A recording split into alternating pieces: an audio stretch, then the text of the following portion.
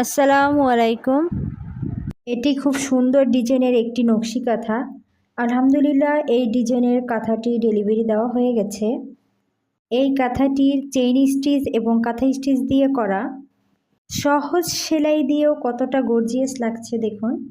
সাধারণ গর্জিয়াস ডিজাইনের একটি বড় নকশি কাঁথা।